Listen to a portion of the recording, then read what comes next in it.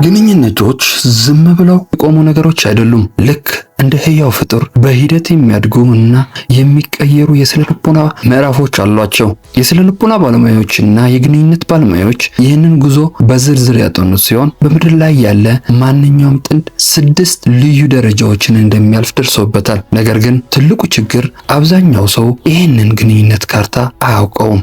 ስለዚህ ደረጃ 3 ወይም ደረጃ 4 ላይ ሲደርስ ይኸው በተፈጥሮ ግጭትና አለመግባባት የሚበዛበት ምዕራፍ ነው። ይደነግጣሉ።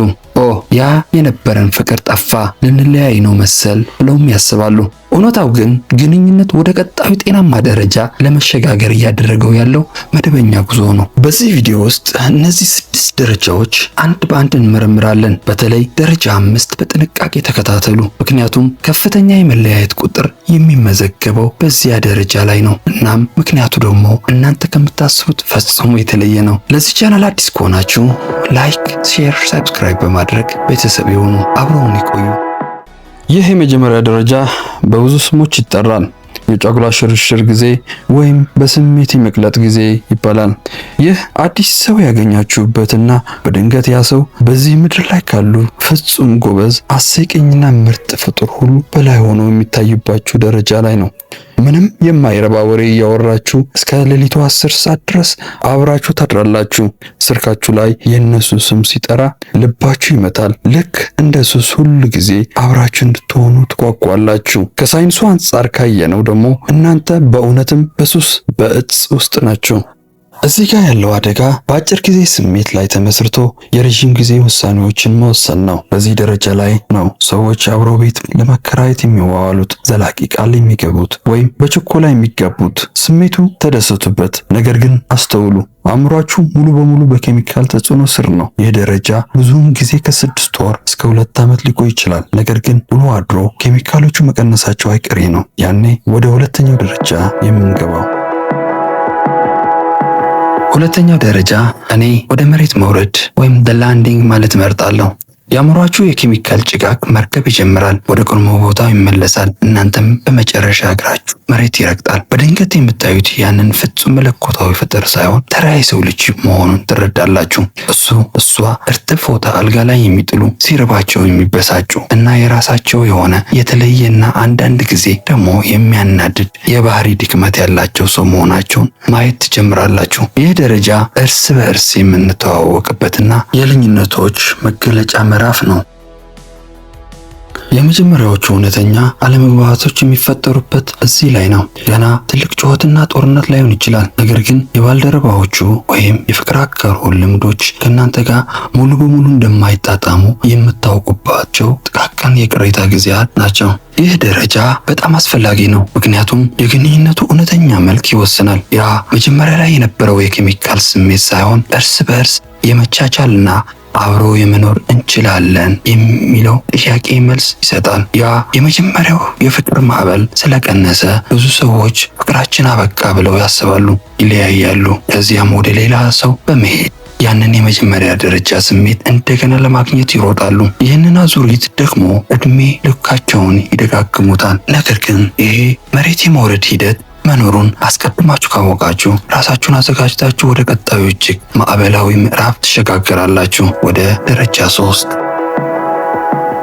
ግንኙነታችሁ ከመሬት መውረድ ምዕራፍ ከተረፈ ወደ ደረጃ 3 ትገባላችሁ። የኃይል ፍልሚያ። ይህ በግንኙነት ጉዞ ውስጥ እጅግ አስቸጋሪና ተለዋዋጭ ምዕራፍ ነው። በዚህ ደረጃ ላይ በደረጃ 2 ላይ ያስተዋሏቸውን ጥቃቅን ልዩነቶች አሁን ተራ ቅሬታ መሆናቸውን ቀርቶ ለደስታችሁ ወይም ለማንነታችሁ ትልቅ አደጋ እንደሆኑ ተደርገው መታሰብ ይጀምራሉ። የዚህ ደረጃ ዋናው ጭብ በሁለት ነገሮች ላይ የሚደረግ ያልታወጀ ስውር ጦርነት ነው፣ ቁጥጥር እና ወሰን። እያንዳንዱ ወገን ሌላው ሰው በመጀመሪያው ደረጃ ላይ ወደ ነበረው እሱ በምናቡ ወደ ሳለው ፍጹም ሰው ለመቀየር መሞከር ይጀምራል። ጭቅጭቆች ይደጋገማሉ። የምትጣሉበት ዋና ምክንያት እንደ ሳህን አለማጠብ ወይም በር አለመቆለፍ ሳይሆን እርስ በርስ ስለምትሰጡት ክብርና ዋጋ መሆን ይጀምራል። የድሮ ቁስሎች፣ የልጅነት ጠባሳዎችና ጥልቅ የውስጥ ስጋቶች ሙሉ በሙሉ ወደ ላይ ገንፍለው ይወጣሉ። እዚህ ላይ ያለው ወጥመድ ግንኙነቱ መርዛማ መሆኑ ወይም ተስፋ መቁረጥ ነው። ብዙ ጥንዶች እርስ በርስ በመነቃቀፍ በመከላከልና በመወነጃጀል አዙሪት ውስጥ ይጠፋሉ። ሌሎች ጥንዶች ደግሞ ላይለያዩ ይችላሉ። ነገር ግን ሰላም ለማግኘት ሲሉ ስሜታቸውን ይደብቃሉ። ልክ እንደ አንድ ቤት ተከራይተው ወይም ሩሜት አብረው ይኖራሉ እንጂ ጥልቅ የፍቅር ሕይወት አይኖራቸውም። ከደረጃ 3 ለመውጣት በአንድ ክርክር ላይ ማሸነፍ ማለት ግንኙነቱ መግደል መሆኑን መረዳት አለባችሁ። ከእኔና አንቺ ፉክክር ወደ እኛ እና ችግሩ ወደሚል የቡድን ስሜት መሻገር አለባችሁ። ይህንን ማድረግ ስትችሉ አንድ አስደናቂ ነገር ይፈጠራል። ወደ ደረጃ 4 ትገባላችሁ።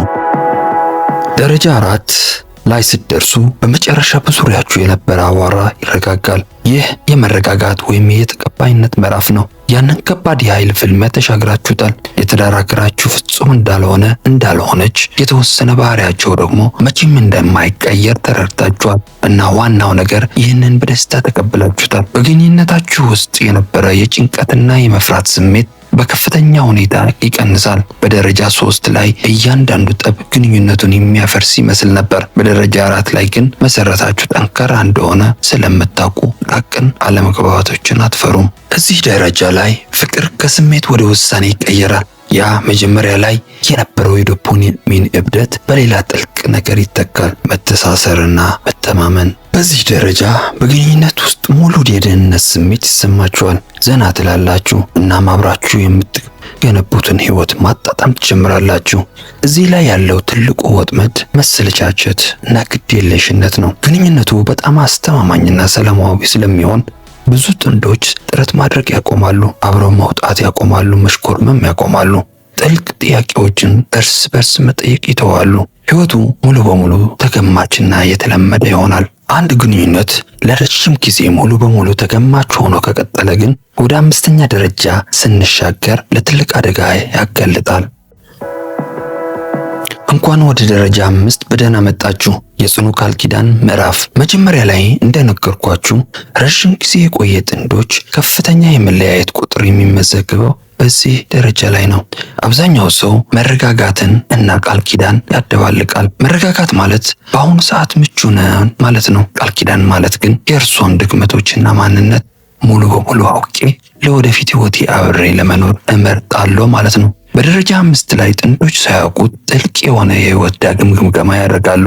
ይህ ደረጃ ብዙ ጊዜ ከትላልቅ የህይወት ውሳኔዎች ጋር ይገጥማል። ቤት መግዛት፣ ልጅ መውለድ፣ ለስራ ቦታ መቀየር ወይም እድሜ የገፋ ወላጅ መንከባከብ። ብዙ ጥንዶች የኃይል ፍልሚያውን አልፈው እዚህ ቢደርሱም በህይወት ግን ወደ ተለያየ አቅጣጫ ያደጉ ፍጹም የተለያየ ፍላጎት ያላቸው ሰዎች መሆናቸውን የሚረዱት እዚህ ላይ ነው። አንደኛው ወገን ገጠር ሄዶ ህይወቱን ማረጋጋት ይፈልጋል። ሌላኛው ደግሞ ከተማ ውስጥ የንግድ ስራውን ማሳደግ ይፈልጋል። ግንኙነታቸው ሰላማዊ ስለነበር እስካሁን ድረስ ወደ ተለያየ አቅጣጫ እየተጓዙ መሆናቸውን አላስተዋሉትም ነበር። አሁን ግን ትልልቅ የህይወት ውሳኔዎች ካርታውን በግልጽ እንዲያዩት ያስገድዳቸዋል። በደረጃ 5 ግን አይናችሁ ሙሉ በሙሉ ተገልጧል። ድክመታቸውን፣ ክፉ ጎናቸውንና የወደፊት ጉዞአቸውን እያያችሁ ሆን ብላችሁ ምንም ቢሆን እኔ አንቺን እመርጣለሁ የምትሉበት ደረጃ ነው። ሁለቱም ወገኖች ይህንን ምርጫ በንቃት ሲመርጡ የመጨረሻው ከባድ መሰናክል አልፈው ወደ ሰው ልጅ የፍቅር ግንኙነት ከፍተኛ ማማ ላይ ይደርሳሉ። ወደ ደረጃ 6። ደረጃ 6 የጋራ ፈጠራ ምዕራፍ ይባላል። እዚህ ደረጃ ላይ ከደረሳችሁ ግንኙነታችሁ ዝም ብሎ ስለመኖር፣ ግጭት ስለመፍታት ወይም ስለ ግል ምቾት ብቻ መሆኑን ያበቃል። ግንኙነታችሁ አሁን ወደ አንድ ጠንካራ ወዳጅነት ተቀናጅቶ ቡድን ወደ መስራት ተቀይሯል። በደረጃ 6 ድሮ ለመጣላት፣ ለመጨነቅ ወይም ግንኙነቱን ለመጠራጠር ታወጡት የነበረውን ከፍተኛ ጉልበት አሁን ሰብስባችሁ ወደ ውጭ ዓለም ለበጎ ነገር ታውሉታላችሁ።